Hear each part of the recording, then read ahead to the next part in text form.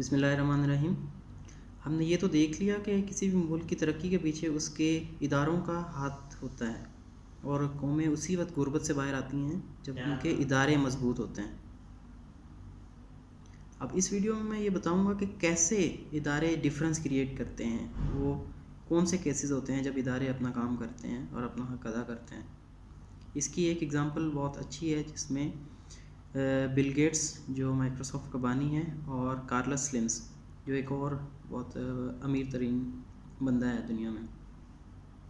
Bill Gates کا تعلق چونکہ امریکہ سے تھا، تو امریکہ کے انسٹیٹیوشنز نے بل گیٹس کی سکسیس کو اس کے حدود سے باہر نکلنے نہیں دیا۔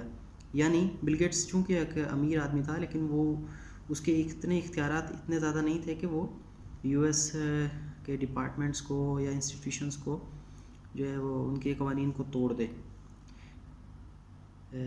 دا گاڈ فادر کی ایک بہت مشہور کوٹ ہے کہ behind every great fortune there is a crime. تو اب کیسے ہے کرائم، میں آپ کو بتاتا ہوں۔ بل گیٹس نے 1998 میں اپنے ویب براؤزر انٹرنیٹ ایکسپلورر کو اپنے آپریٹنگ سسٹم کے ساتھ کنیکٹ کیا، تو U S department of justice نے ان کے اوپر ایک تحقیق لانچ کی، اور اس میں انہوں نے یہ اس کا ڈیسیجن تھا کہ مائکروسافٹ نے اپنے اختیارات کا غلط استعمال کیا ہے، یعنی اختیارات سے تجاوز کیا ہے، اور اس کے بعد انہیں بہت بھاری پینلٹی ادا کرنی پڑی، and it had its wings clipped. تو بالکل برعکس میکسیکو ہے جہاں پر کارلس سلمز ہیں، وہ بھی ایک بہت بڑے انٹرپرینور ہیں۔ انہوں نے چونکہ اسٹاک مارکیٹ سے اپنا نام کمایا تھا، اور ان کی سب سے بڑی جس کو کرائم کہہ سکتے ہیں آپ یا گریٹ فارچون کہیں، وہ تھی ٹیل میکس کی پرچیز۔ ٹیل میکس ایک گورنمنٹ اینٹی تھی یا گورنمنٹ کی ایک کمپنی تھی، جیسے ہمارے پاس ہے اسٹیل ملز ہیں۔ تو انہوں نے 1999 میں یہ سوچا کہ اس کے 51% شیئر جو ہے وہ ٹریڈ کر دیتے ہیں، یعنی پرائیویٹائز کر دیتے ہیں، یہ سمجھ لیں آپ۔ کارلس سلمز نے کیا کیا، اس کو ڈائریکٹ پرچیز نہیں کیا، یعنی اپنے ایک گروپ آف کورسو ایک دوسری کمپنی سے کے ذریعے اس کے شیئرز جو ہے وہ خرید لیے، اور خریدے ایسے کہ اس کی پیمنٹ نہیں کی، یعنی ڈیفرڈ پیمنٹ پہ، ادھار جس کو کہتے ہیں، ڈیفرڈ پیمنٹ پہ اس کے شیئرز خرید لیے، اور جو اس کے ڈیویڈنڈس آتے تھے پھر اس کمپنی کے، یعنی اس کمپنی کا جو منافع آتا تھا اسی کے تھرو اس کی پیمنٹ وہ کرتا رہا۔ تو this is not a regular procedure, this is an exception جو صرف میکسیکو میں تھی یا دوسرے ترقی پذیر ملک جو ہے، اور اسی سے اندازہ ہوتا ہے کہ ادارے کیسے کام کرتے ہیں۔ یعنی ایک طرف تو اگر بل گیٹس اپنے اختیارات سے تھوڑا تجاوز کرتا ہے تو اس کو پینلٹی ہوتی ہے، اور دوسری طرف کارلس سلمز اتنی بڑی ڈیل کر لیتا ہے اس کو ادارے کچھ نہیں کہتے۔ اور اس سے پہلے کیا ہوا، جو اسٹیٹ کی مونوپلی تھی اب وہ کارلس سلمز کی ہو گئی۔ میکسیکن مالیاتی ادارے جنہوں نے کارلس سلمز کو اتنا امیر آدمی بنا دیا، اور امریکن مالیاتی ادارے تو بالکل فرق ہیں، یعنی 180 ڈگریز پر ہیں۔ اسی سے فرق کریٹ ہوتا ہے کہ کون سی قومیں جو ہے وہ ترقی کرتی ہیں اور کون سی ترقی پذیر ہوتی ہیں۔ اگر آپ میکسیکو میں کاروبار کرنا چاہ رہے ہیں تو آپ کو بہت ساری رکاوٹیں اور مشکلات کا سامنا کرنا پڑے گا، جس میں آپ کو فرسٹ آف آل لائسنس لینے میں دشواری ہوگی، یہ، اور اس کا آپ کا پروسیجر سست روی کا شکار ہوگا۔ اس کے بعد بزنس اور پولیٹیشنز، ان کا آپ کو سامنا کرنا پڑے گا۔ اس کے علاوہ فنڈنگ جو سب سے امپورٹنٹ چیز ہے فائنینشیل سیکٹر سے لینے میں آپ کو بہت زیادہ دشواری ہوگی۔ پہلی بات تو آپ کا جو لون ہے وہی اپروو نہیں ہوگا۔ سملر سچویشن ہوتی ہے ہمارے پاکستان میں بھی۔ اس کے علاوہ اب دیکھیں کہ لازمی نہیں ہے کہ میکسیکو میں یہ سچویشن ہوئی ہے کہ ادارے ان کے اس پہ رکاوٹ نہیں ڈالی۔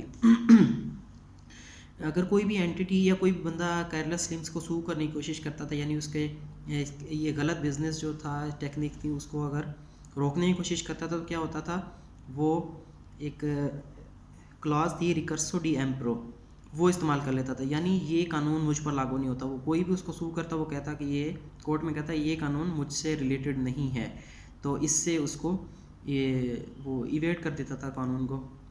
لیکن لازمی نہیں ہے کہ ہمیشہ جو ہے وہ ہوا ایک ہی طرف کی چلتی ہے۔ کارلس لمس نے جب کوشش کی کہ میکسیکو کے بعد امریکہ میں اپنا بزنس لانچ کرے تو اس نے ایک کمپنی خریدی جس کا نام تھا کومپ یو ایس اے۔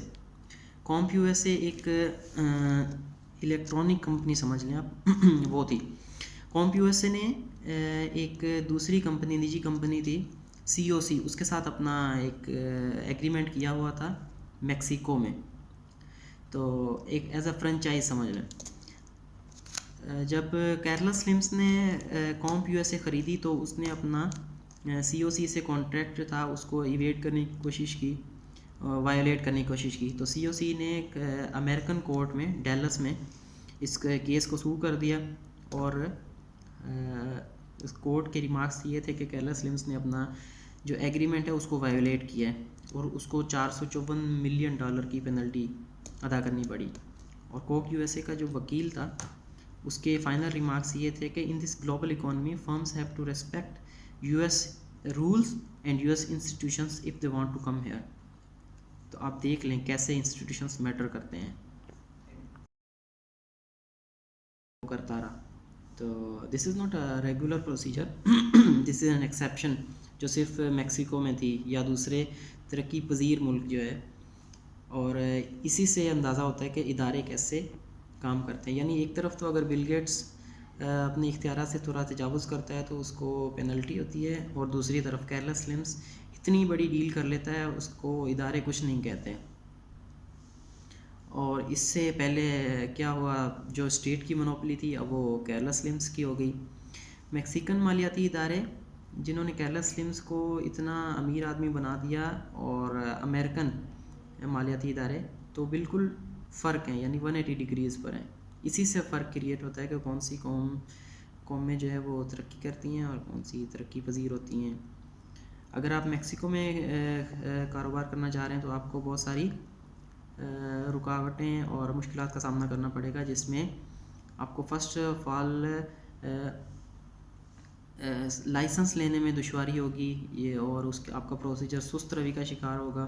اس کے بعد بزنس اور پولیٹیشنز ان کا آپ کو سامنا کرنا پڑے گا۔ اس کے علاوہ فنڈنگ جو سب سے امپورٹنٹ چیز ہے فائنینشیل سیکٹر سے لینے میں آپ کو بہت زیادہ دشواری ہوگی۔ پہلی بات تو آپ کا جو لون ہے وہی اپروو نہیں ہوگا، سملر سچویشن ہوتی ہے ہمارے پاکستان میں بھی۔ اس کے علاوہ اب دیکھیں کہ لازمی نہیں ہے کہ میکسیکو میں یہ سچویشن ہوئی ہے کہ ادارے ان کے اس پہ رکاوٹ نہیں ڈالی۔ اگر کوئی بھی اینٹی یا کوئی بندہ کارلس لمس کو سو کرنے کی کوشش کرتا تھا، یعنی اس کے یہ غلط بزنس جو تھا ٹیکنیک تھی اس کو اگر روکنے کی کوشش کرتا تھا تو کیا ہوتا تھا، وہ ایک کلاز تھی ریکرسو ڈی ایمپرو، وہ استعمال کر لیتا تھا، یعنی یہ قانون مجھ پر لاگو نہیں ہوتا۔ وہ کوئی بھی اس کو سو کرتا وہ کہتا کہ یہ کورٹ میں کہتا یہ قانون مجھ سے ریلیٹڈ نہیں ہے، تو اس سے اس کو یہ وہ ایویٹ کر دیتا تھا قانون کو۔ لیکن لازمی نہیں ہے کہ ہمیشہ جو ہے وہ ہوا ایک ہی طرف کی چلتی ہے۔ کارلس لمس نے جب کوشش کی کہ میکسیکو کے بعد امریکہ میں اپنا بزنس لانچ کرے تو اس نے ایک کمپنی خریدی جس کا نام تھا Comp U S A. Comp U S A ایک الیکٹرانک کمپنی سمجھ لیں آپ وہ تھی۔ کومپ یو ایس اے نے ایک دوسری کمپنی نجی کمپنی تھی سی او سی، اس کے ساتھ اپنا ایک ایگریمنٹ کیا ہوا تھا میکسیکو میں، تو ایک ایز اے فرنچائز سمجھ لیں۔ جب کارلس لمس نے کومپ یو ایس اے خریدی تو اس نے اپنا سی او سی سے کانٹریکٹ تھا اس کو ایویٹ کرنے کی کوشش کی۔ کورٹ کے ریمارکس یہ تھے کہ کارلس لمس نے اپنا جو ایگریمنٹ ہے اس کو وائلیٹ کیا ہے اور اس کو $454 ملین کی پینلٹی ادا کرنی پڑی۔ اور کومپ یو ایس اے کا جو وکیل تھا اس کے فائنل ریمارکس یہ تھے کہ in this global economy firms have to respect U S rules and U S institutions if they want to come here. تو آپ دیکھ لیں کیسے انسٹیٹیوشنز میٹر کرتے ہیں۔